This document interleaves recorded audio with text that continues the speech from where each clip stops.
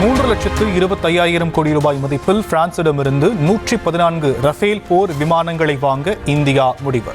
France அதிபர் Emmanuel மேக்ரானின் Delhi வருகைக்கு முன்னதாக ஒப்பந்தம் கையெழுத்தாக வாய்ப்பு என தகவல்.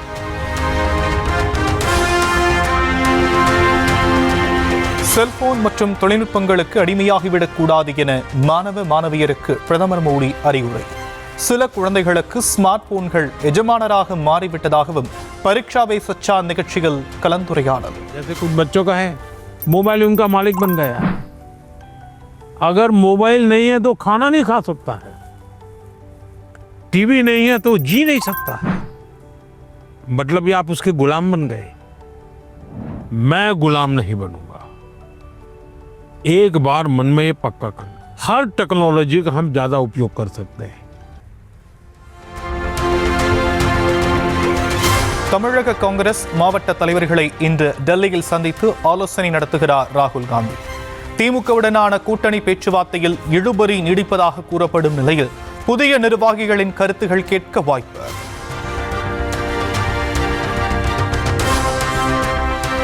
கடந்த 2 நாட்களாக உயர்ந்து வந்த ஆபரண தங்கத்தின் விலை சற்று குறைந்தது. சவரனுக்கு 560 ரூபாய் சரிந்து 1,16,640 ரூபாய்க்கு விற்பனை.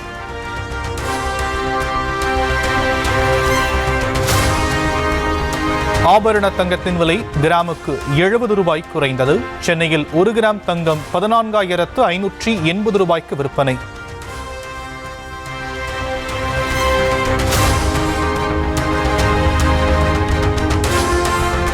தங்கம் விலை குறைந்த நிலையில் வெள்ளி விலையில் மாற்றமில்லை.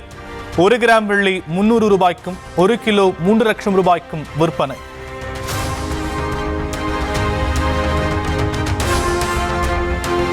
தமிழ்நாட்டில் வாக்காளர் பட்டியல் சிறப்பு தீவிர திருத்த பணிகள் இன்றுடன் நிறைவு பெறுகிறது. வரும் 17ஆம் தேதி இறுதி வாக்காளர் பட்டியல் வெளியிட தேர்தல் ஆணையம் ஆயத்தம்.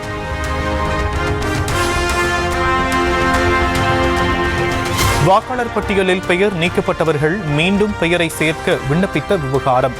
கிட்டத்தட்ட 1 கோடி வாக்காளர்கள் விடுபட்ட நிலையில் தீவிர பரிசீலனைக்கு பிறகு 20 லட்சம் பெயர்கள் மீண்டும் சேர்ப்பு.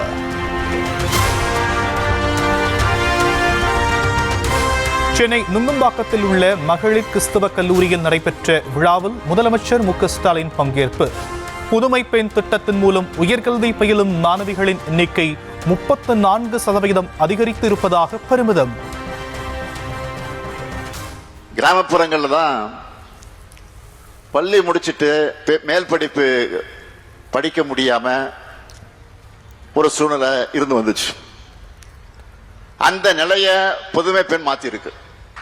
ரீசெண்டா எடுத்த டேட்டா அடிப்படையில் பார்த்தீங்கன்னா புதுமை பெண் திட்டத்தால் மட்டும் பெண்கள் உயர்கல்வியில சேர்வது கூடுதலா 34% உயர்ந்திருக்கு. இதை விட எனக்கு என்ன மகிழ்ச்சி வேணும்?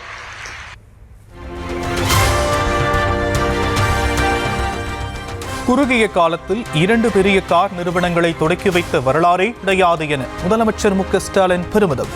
புரிந்துணர்வு ஒப்பந்தம் கையெழுத்திடும் போதெல்லாம் எவ்வளவு பெண்களுக்கு வேலை கிடைக்கும் என்று கேட்பதாகவும் பேச்சு. இதற்கு முன்ன இவ்வளவு ஷார்ட் பீரியட்ல 2 பெரிய கார் நிறுவனங்கள் திறந்து வச்ச வரலாறே கிடையாது. ஆனா நாம பண்ணியிருக்கோம். அடுத்து ஃபோர்டு கம்பெனியும் மீண்டும் உற்பத்தி தொடங்க போறாங்க. மற்ற மாநிலங்களில் கூட போட்டி என்ற நிலையை தாண்டி உலக நாடுகள் கூட தான் நம்ம இப்போ போட்டி போடுறோம். இதுக்கெல்லாம் காரணம் கல்வியில தமிழ்நாடு செலுத்தின கவனம் தான். தொழில்துறை எடுத்துக்கிட்டா எந்த கம்பெனி கூட எம்ஓஐ சைன் பண்ணாலும் நான் அவங்க கிட்ட கேட்கிற முதல் கேள்வியே இதனால எத்தனை பெண்களுக்கு வேலை கிடைக்கும் அப்படின்னு தான் முதல்ல கேட்பேன். ஏனென்றால் பெண்களான நீங்கள் முன்னேறினா ஒரு தலைமுறையே முன்னேறும்.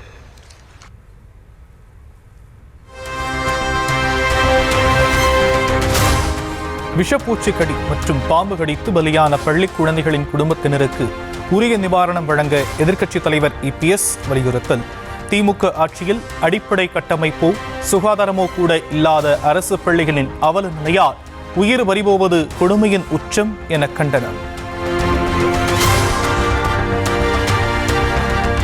மேற்கு மேற்கூரை இடிந்து விழுந்து விடுமோ, சுவர் தன் மீது விழுந்து விடுமோ போன்ற அச்சங்களுக்கு நடுவேதான் மாணவர்கள் அரசு பள்ளிகளுக்கு செல்ல வேண்டியிருப்பதாக இபிஎஸ் குற்றச்சாட்டு. அரசு பள்ளிகளை இந்த நிலைக்கு தள்ளிய திமுக அரசு கல்வியில் சிறந்த தமிழ்நாடு என ஆடம்பர மேடை அமைத்து போலியான சுய விளம்பரம் செய்து கொள்வது வெட்கக்கேடானது எனவும் காட்டம்.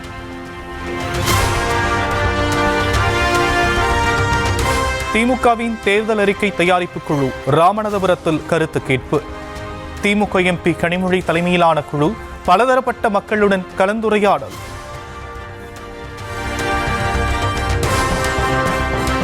திமுக கூட்டணியில் எத்தனை இடங்களை கேட்பது என்பது தொடர்பாக வீரபாண்டியன் தலைமையில் இந்திய கம்யூனிஸ்ட் நிர்வாக குழு கூடி ஆலோசனை. இரட்டை இலக்கத்தில் தொகுதிகளை கேட்பதெனவும் டெல்டா மண்டலங்களில் அதிக தொகுதிகளில் போட்டியிடவும் விருப்பம் தெரிவிக்க திட்டம்.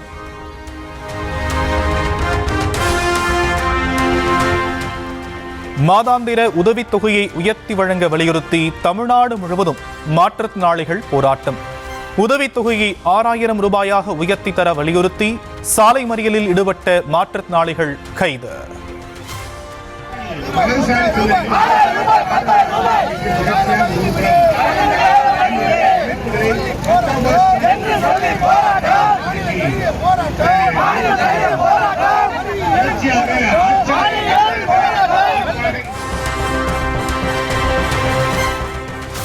மடபுரம் அஜித்குமார் கொலை வழக்கில் பொய் புகார் அளித்த நிகிதாவை அழைத்து விசாரிக்க அனுமதிக்க வேண்டி மதுரை மாவட்ட நீதிமன்றத்தில் சிபிஐ தரப்பில் மனு. நிகிதாவை வருகின்ற மார்ச் 4ஆம் தேதி நீதிமன்றத்தில் நேரில் ஆஜராக நோட்டீஸ் அனுப்ப நீதிபதி உத்தரவு. சட்டமன்ற தேர்தலில் போட்டியிடுவது தொடர்பாக ஆதரவாளர்களுடன் இன்று அவசர ஆலோசனை நடத்துகிறார் சசிகலா. போயஸ் கார்டனில் உள்ள இல்லத்தில் நிர்வாகிகளை நேரில் வரவழைத்து தனித்தனியே கருத்து கேட்க திட்டம்.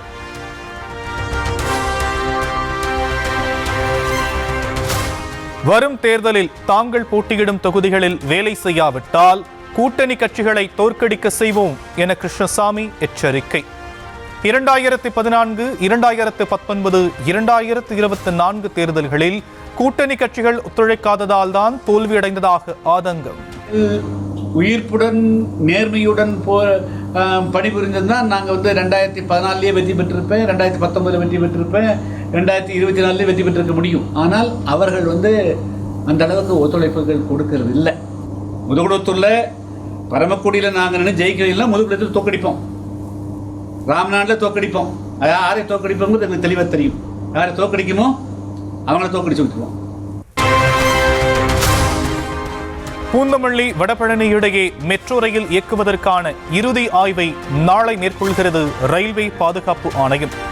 பிரேக்கிங் தொழில்நுட்பம், ரயில் தடங்களின் உறுதி, பயணிகளின் பாதுகாப்பு வசதி உள்ளிட்டவைகளை ஆய்வு செய்ய திட்டம். பறவை காய்ச்சல் பரவுவதால் மக்கள் ஆஃப் பாயில் சாப்பிடுவதை தவிர்க்க வேண்டும் என சுகாதாரத்துறை அமைச்சர் மா சுப்பிரமணியன் வலியுறுத்தல். இதுபோன்ற நேரங்களில் இறைச்சியை முழுவதுமாக வேக வைத்து உண்பதே சிறந்ததாகும் எனவும் விளக்கம். அதில் இந்த கோழி ஏதாவது இறந்துருச்சுன்னா இறந்த கோழியை யாரும் சாப்பிட வேணாம் அப்படிங்கிற மாதிரியான அறிவுறுத்தலும் விடுக்கப்பட்டிருக்கிறது. அதையும் கடந்து கோழி இறைச்சியை உண்பவர்கள் நன்றாக சமைத்த உணவையே உண்ண வேண்டும், ஆப் பாயில் எடுத்துக்க கூடாது அப்படிங்கிறதையும் அறிவுறுத்தப்பட்டிருக்கிறது.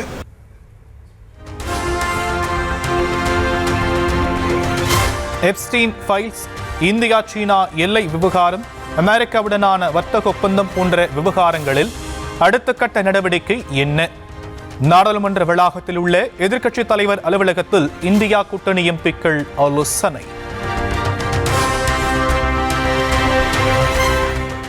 மக்களவை சபாநாயகர் ஓம் பிர்லாவுக்கு ஆதரவு தெரிவித்து பாஜகவை சேர்ந்த பெண் எம்பிக்கள் கடிதம்.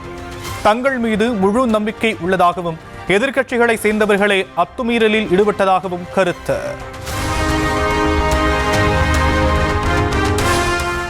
சர்வதேச துப்பாக்கிச் சுடும் வீரர் சம்பாஜி பாட்டில் மகாராஷ்டிராவில் நிகழ்ந்த கார் விபத்தில் உயிரிழப்பு. மும்பை ஹைதராபாத் தேசிய நெடுஞ்சாலையில் பயணித்துக் கொண்டிருந்த போது கட்டுப்பாட்டை இழந்த கார் லாரி மீது மோதி விபத்துக்குள்ளான சோகம்.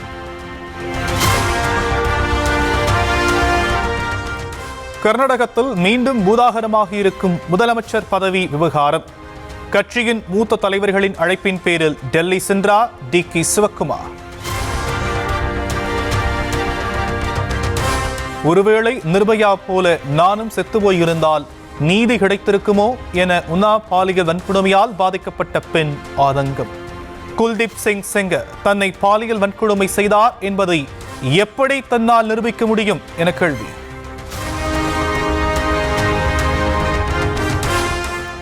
இந்துக்கள் அல்லாதோர் கோயிலுக்குள் செல்ல அனுமதி மறுக்கும் விதிமுறைகளுக்கு மாற்றியமைக்க கேரள உயர்நீதிமன்றம் பரிந்துரை.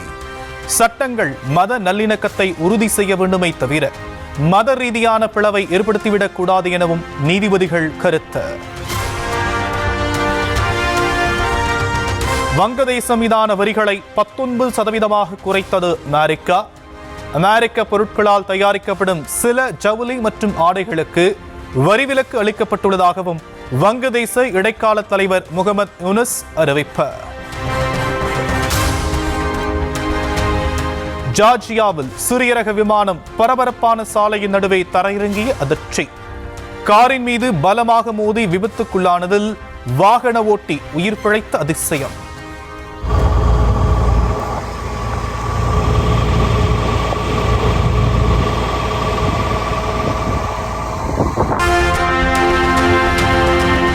தூய கன்னி மரியாளை போற்றும் பாரம்பரிய விழாவை கொண்டாடி தீர்த்த பெருமக்கள். வீதிகளெங்கும் நடைபெற்ற கலை நிகழ்ச்சிகளைக் கண்டு பொதுமக்கள் உற்சாகம்.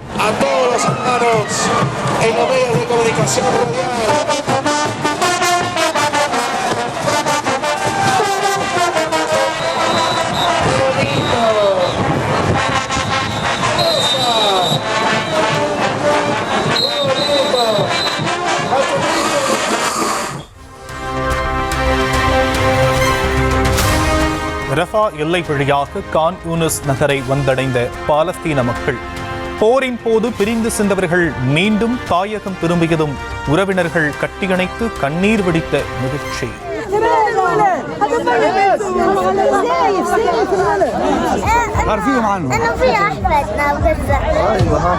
زهقت من مصر؟